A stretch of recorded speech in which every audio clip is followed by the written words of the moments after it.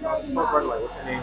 Trim cuts, based in Staten Island, young, up and coming, urban barber. That's it. Just trying to get my fellow people trimmed. You heard? Alright, so pick a number 1 through 12. 6. What's the most unexpected lesson you've learned from working in this industry? Grind is key. Don't ever think you're gonna just start doing something and you about to just be the best at it as soon as you start. I learned that being here, you gotta be here early. You gotta come and watch, or just be patient. Don't think you're gonna be coming and thinking, huh? Oh, don't ever think you're about to come into the shop, into this field, and be the best. And nah, and I realized that it's not a competition. Everyone has their own lane. Everyone has their own niche. Just stay in your lane. Pick another number. Um, one. What's the most rewarding part of your job that keeps you coming back every day? Making people see people with a smile on their face after I give them a trim cut. Every time I'm done with my cuts, my clients look at me, look in the mirror, they're like, I appreciate you, bro. And that's what makes me want to come back and do it every day over and over again. I don't even care about the money. It's really about making my fellow trimmers look trim. That's the only thing I really care about. That's why I don't really care about the money or doing that. I come here to make my fellow brothers look trim. Um, 3. 3. What's the hardest part about your job that people don't realize? People don't realize that sometimes you can't have a life. You cannot have a life being a barber. They want you to be here every day, whenever they need you. It don't matter, and I respect it because you never know when somebody has an event, someone has something that's going on that's important, and they may need a cut or even a funeral. You can't like think you like me. I feel bad, so I'll come in and still try to like take the client and make sure the client gets the best cut I could give them because I don't know. It's just that's what I want. You can't have a life while you're doing being a barber. You cannot have a life. 12. What advice would you give to someone trying to break into the industry? Um, just be different. Try to do something different. A lot of people are doing the same things, a lot of the same techniques. To try to find your own lane. To try to like monetize that and try to brand off that and make your own way. Like, I like how Sly Hunter did the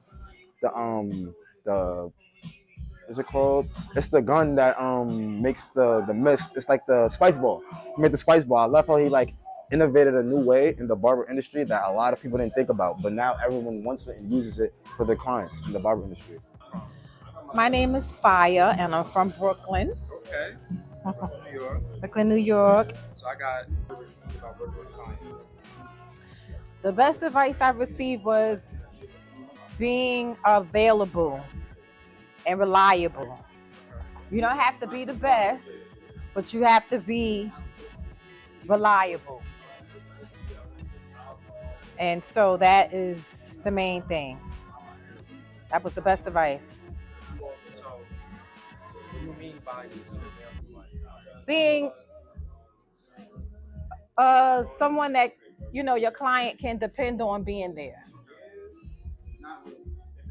Be available to your client when they need you. That's the best advice. You don't have to be the best, but be reliable. What's the most rewarding part of your job that keeps you coming back every day? Seeing my client transform. That's my reward. I like to see my client leave out feeling good and happy, and just transforming them into a beautiful portrait canvas, I'll say. First start getting into your craft and what inspired you? Well, this has been a passion of mine since I was a young girl. I used to do my dolls here, and I would do cousins here. So as I got older, I decided, well, let me, make it a profession. And I went to cosmetology school, and yeah, that's basically what started it. Me just starting off as a little girl, and then I always used to do my own hair. Braid my hair, take me like a whole day to do my hair. And then I decided, well, why not make it a career? And that's what inspired me. Just loving doing hair. What's your go-to product or tool that you can't live without? Oh, gel. Gotta have that gel. That gel is like the master of all tools. What's your favorite gel? The pure natural braiding styling gel. Like I think like that's the best when you're doing braids. And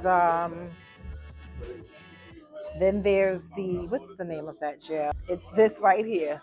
This is the one. Yeah, this is our go-to. Yeah, Was that number first one? and it's this. This is our go-to right here. Yeah, they should pay me for this. Yeah, this is it right here. They mastered this baby right here. This is a new one, and I think I'm gonna like this. Yeah.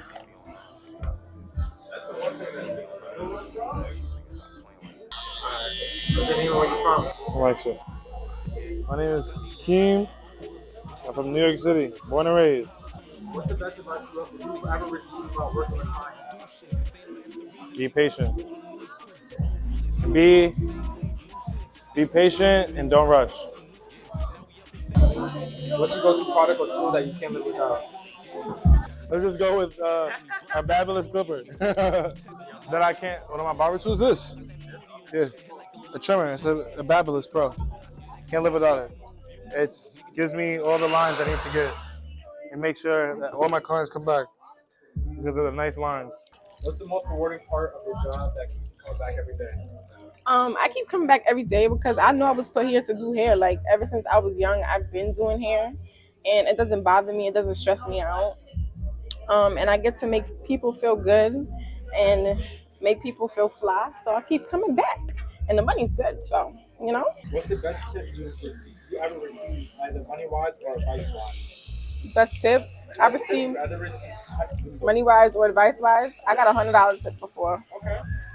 And Yeah. what about advice-wise? Advice wise, everything takes time. Everything is a process. We grow and we learn as we, get older and stuff like that. And don't rush. Let everything just sit in place when it's supposed to.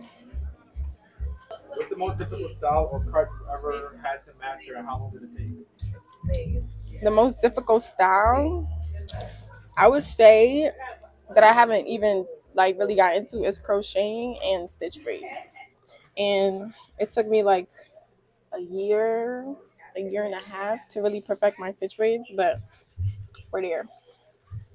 If you could style or cut any celebrity's hair, who would it be and why? See, I'm not a barber, but I would have said Chris Brown. Would you want to break Chris Brown's hair if you had it? Yeah, I definitely would. Mhm. Why?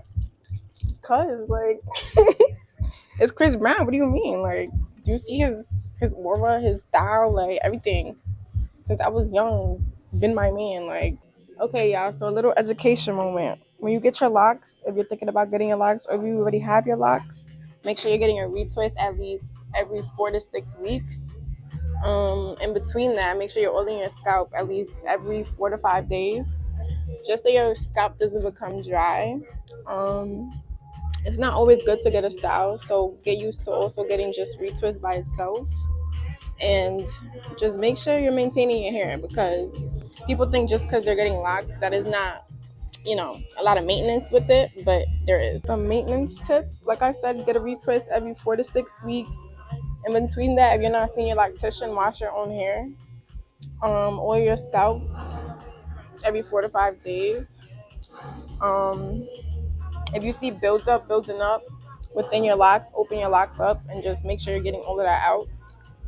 Um, and make sure your stylist isn't using any heavy products.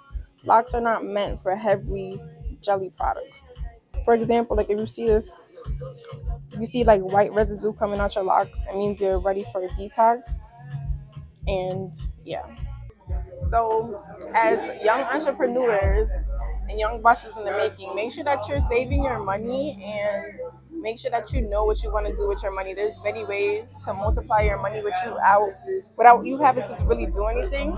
So make sure you're educating yourself, because you could be making the money but not knowing what to do with it, or spending it unresponsibly, which can just set you back in life, honestly. So if you're getting to the money, make sure you're saving, putting them in the right places, educating yourself, because there's more to just, doing something that you're really good at and making the money. And no, that's the wrong thing. It's more to just making the money and, making the numbers as being an entrepreneur. There's more to it, way more to it.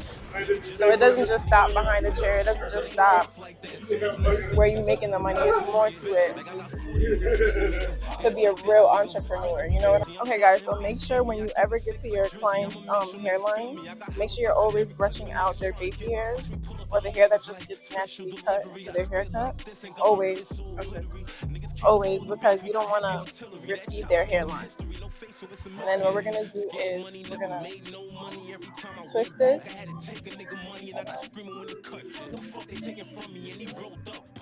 We're gonna twist this, but don't make it too tight, because everybody's weak point is obviously at their hairline. So if you pull too tight, this will create damage that will, how do I say it?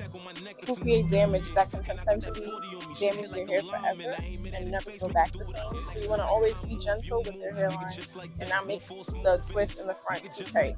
Niggas is pussy making shows, but they ain't tough like that. As soon as niggas thinking it's over, we gon' come right back.